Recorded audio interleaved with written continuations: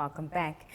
The President is set to deliver the State of the Nation address this week. President Hage Geingob has over the years advocated for social progression with a hope to improve the lives of Namibian people. IPPR Research Associate Frederico Links joins us on the line to speak on how the country is faring in its social progression plans. Frederico, good evening and welcome to the Daily Roundup. Good evening and thanks for having me on. Frederico, let's get right into it. What is the state of social progression in Namibia?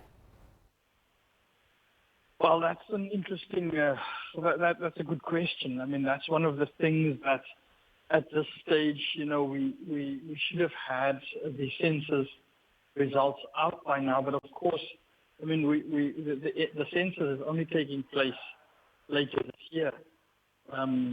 And I mean, then we'll get a true sense of what state Namibia is in terms of, you know, what is happening to our population and what has happened to our population over the decade or so since the last census was held.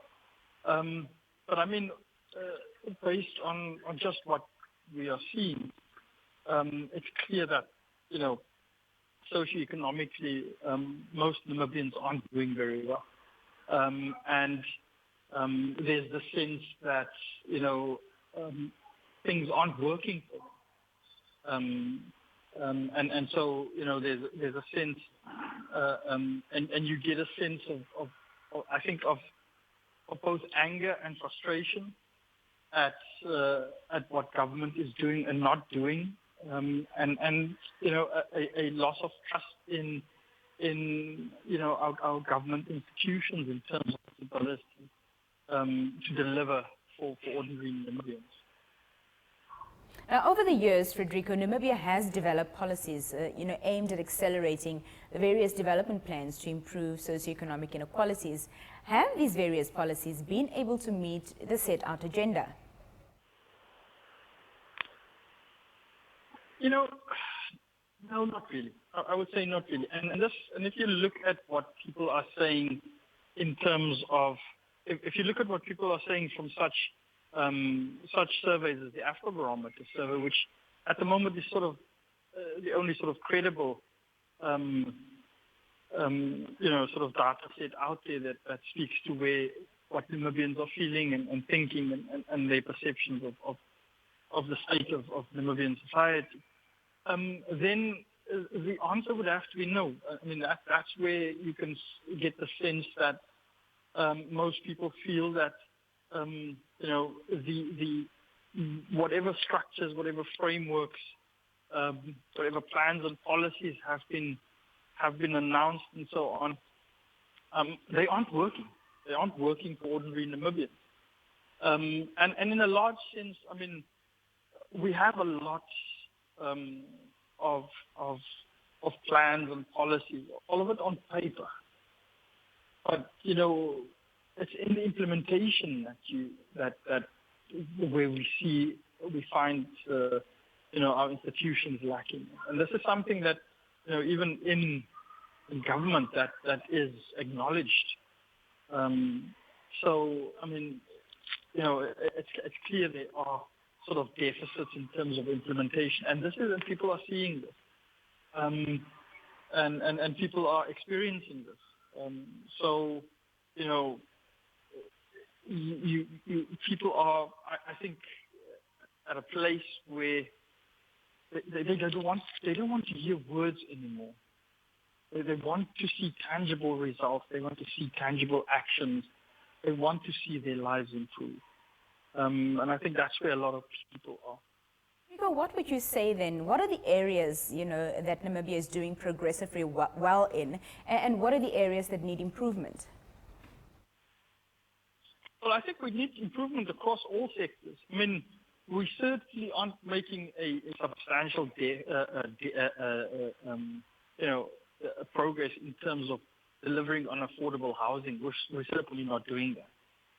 We're not doing much in terms of improving the investment and employment situation.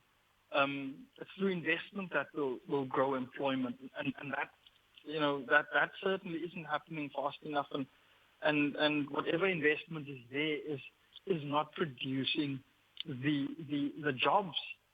We keep on talking about youth unemployment, and I think when we see the census results, we'll see towards the end of the year or early next year, we'll see that this is a situation which is not sustainable. A lot of people have lost businesses through COVID, and even before COVID.